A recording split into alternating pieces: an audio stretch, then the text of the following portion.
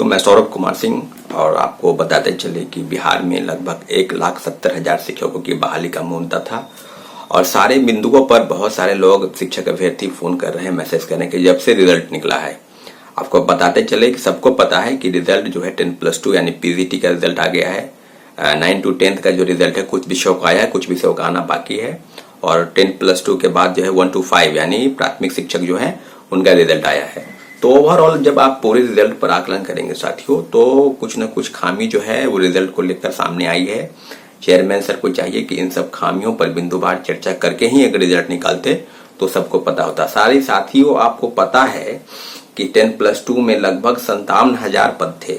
10+2 यानी पीजीटी में लगभग 57,000 पद थे और मात्र 23,000 लोगों का रिजल्ट दिया गया। फिर क्यों आपको उसमें रिजल्ट को आप खाली सीट को खाली रख दिए? आपको बताते चले कि 9-10 में लगभग 32,000 सीट है और लगभग 26,000 लोगों का रिजल्ट देने की बात कही जा रही है। उसमें भी सीट वैकेंट रह गए। 1 to 5 में लगभग 79.99 कहने के मतलब 80,000 पद थे और उसमें भी लगभग 72,000 लोगों की भी नौकरी सीट जो है रिजर्व रखने की बात वो कह रहे हैं कि रिजल्ट हम निकाले हैं साथियों। तो सारी चीजों पर आप बिंदुवार चर्चा करेंगे तो ये पाएंगे कि आप विद्यार्थियों के साथ कहीं न कहीं इस तरह की चीजें नहीं होनी चाहिए। क्या आप ये नहीं बता रहे हैं कि जो लोग 9 पीजीटी में है 10+2 में पास किए और बीएड किए हुए हैं उनका भी रिजल्ट आ गया। 1 to 5 में वो डीएलएड किए हुए उनका भी रिजल्ट आ गया। तो सारी चीजों पर हम एक बार बिंदुवार चर्चा करेंगे। तो इतना जरूर है कि जिस प्रकार की बातें हुई है या होने वाली है, हम एक एक बिंदुओं पर चर्चा करेंगे तो ये पाएंगे कि रिजल्ट को लेकर कहीं न कहीं कुछ असंतोष अभ्यर्थियों के मन में है, क्योंकि जो लोग एक परीक्षार्थी को एक ही रिजल्ट चाहिए, यानी जो लोग 10+2 में पास हैं उनका भी रिजल्ट जो है सो आ गया, यहाँ पर आ गया, 1 to 5 में आ गया। तो डॉक्यूमेंट वेरिफिकेशन का अगर काम करेंगे तो एक ही जगह करेंगे, तो फिर आप वो सीट तो है खाली रख के ओवरऑल रिजल्ट तो उसका आ गया। आप ये बात आप देखेंगे कि जितने भी जगह से डॉक्यूमेंट वेरिफिकेशन हो रहे हैं उसमें नियोजित शिक्षकों की संख्या ज्यादा है। तो नियोजित शिक्षक अगर ऑलरेडी वो पहले से पोस्ट पर है, नौकरी में है और फिर उनका रिजल्ट निकाल गया तो फिर वो सीट का क्या होगा? वो सीट कहेंगे कि हाँ, सिर्फ एक ही चीज उससे ये फायदा है कि राज्यकर्मी का दर्जा सिर्फ देने की बात है तो राज्यकर्मी का दर्जा मिल जाएगा। इसके अलावा कोई विशेष जो चीजें होंगी वो नहीं होंगी। दूसरी चीज कि आप कितने फ्रेश जो परीक्षार्थी थे वो पास किए, इन सब बिंदुओं पर आप चर्चा नहीं कर रहे हैं। दूसरी पर की जो बात है कि 1,70,000 पर, और आप ही बता रहे हैं कि 1,20,000 से ज्यादा पद का रिजल्ट जो है निकला है, लगभग 50,000 सीट जो है खाली रख दिया गया क्योंकि आपको एक परीक्षार्थी नहीं मिले।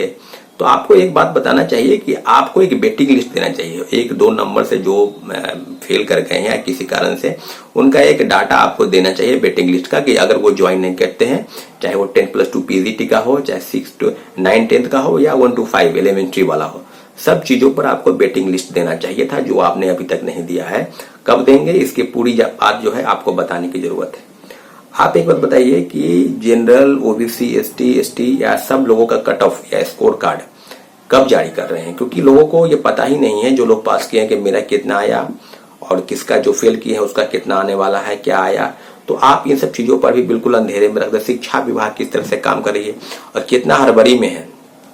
परीक्षा को लेकर जो बात थी कि ये एग्जामिनेशन बिल्कुल फेयर हुआ, बहुत सब चीजें हुई, उसके बाद ये हुआ कि चीज पर बिल्कुल आप ये परीक्षा लेने के बाद 2 महीना लगा रिजल्ट निकालने में।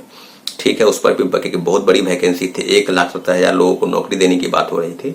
और ओवरऑल चीज अगर आप आकलन करेंगे तो ये पाएंगे कि चाहे वो 10+2 में भी सीट, अब सीटेट वाले बहुत ऐसे लोग हैं जो सीटेट अपीयरिंग का फॉर्म भरे, वो फेल कर गए हैं, उनका भी रिजल्ट है। बहुत ऐसे लोग हैं जो बीएड अपीयरिंग वाले हैं, वो फेल कर गए हैं।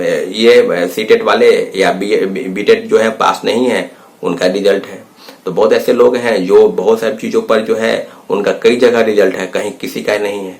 तो लगातार एक विद्यार्थी को एक रिजल्ट देने की बात आप पहले देख लेते कि 10+2 में जिसका रिजल्ट है उसका अगर रिजल्ट है तो उसी लोग का रिजल्ट जो है 1 to 5 में कैसे हो गया, या उसी का जो है 9-10 में कैसे हो गया। तो इन सब चीजों पर बहुत सारी खामी हम देख रहे हैं कि हिस्ट्री में जो 10+2 का रिजल्ट आया उसमें हम देख रहे हैं कि सीधे सीरियल वाइज रोल नंबर है, 1 2 3 4 5 6 ऐसे करके। आप अगर बात करते हैं तो बहुत ऐसे कैटेगरी हम ईडब्ल्यूएस का भी देखे थे। इकोनॉमिक्स का पेपर 10+2 का पीजीटी, उसमें था कि ईडब्ल्यूएस में भी SC ST लोगों को रिजल्ट दिया गया। तो सारे बिंदुओं पर चर्चा अगर करेंगे तो ये पाएंगे कि जो ओवरऑल रिजल्ट है उसमें खामी है। चेयरमैन सर को एक प्रेस कॉन्फ्रेंस के माध्यम से बताना चाहिए कि जनरल ओबीसी एसटी का स्कोर कार्ड कब जारी कर रहे हैं, 1 to 5 सीट को खाली क्यों रखा गया, नियोजित शिक्षक कितने थे, जो फ्रेश में जो पास हुए उनका डाटा आपको बताना चाहिए था। एक विद्यार्थी को एक रिजल्ट की बात है, तो इसमें जितने खामी है उस खामी को जल्द से जल्द दूर किया जाता। और आप फ्रेश कितने पास हुए हैं उसका बात। और रही बात की जो ओवरऑल सीट है उसका 5% बेटिंग लिस्ट की बात आप कर रहे थे, तो बेटिंग लिस्ट कब दे रहे हैं, क्योंकि बेटिंग लिस्ट जब देंगे तो ओवरऑल चीजें क्लियर हो जाएगी। जितने लोग डीवी नहीं कराएंगे या कराएंगे तो बहुत सी चीजों पर आ जाएगी कि बेटिंग लिस्ट, उसके बाद के इन लोगों पर अगर 1, 2 नंबर 3 नंबर हो सके, हर चीज का कट ऑफ को थोड़ा कम किया जाए तो विद्यार्थियों की संख्या हो सके बढ़ जाए, परंतु आप बेटिंग लिस्ट की बात जो है उसको आपको करनी चाहिए। तो ओवरऑल जो चीज यही है कि जिस तरह के शिक्षक बहाली में शिक्षा विभाग और बीपीएससी काम कर रही है, जो पास किए हैं उनके मन में भी असंतोष है, जो फेल किए हैं उनके मन में भी असंतोष है, और जिस तरह की चीजें हुई है उसको पूरी तरह से हम एक बात ये कहना चाहते हैं कि कहीं ना कहीं कुछ न कुछ खामी है, उसको जल्द से जल्द खामी को दूर कर लिया जाता है तो ठीक है। अगर नहीं किया जाता है तो हम आपको बताते चले कि एक बहुत बड़ा आंदोलन, जिस तरह का आरआरबी एनटीपीसी में प्रोटेस्ट हुआ था, उसी तरह का आंदोलन ये शिक्षक बहाली के नाम पर जो सीटों को बचाने की बात की जा रही है उस पर जरूर आंदोलन होगा। इसलिए चेयरमैन सर से आग्रह है कि इन सब चीजों पर जल्द से जल्द ठीक करने का प्रयास करें। अगर नहीं करते हैं तो आंदोलन होना तय है।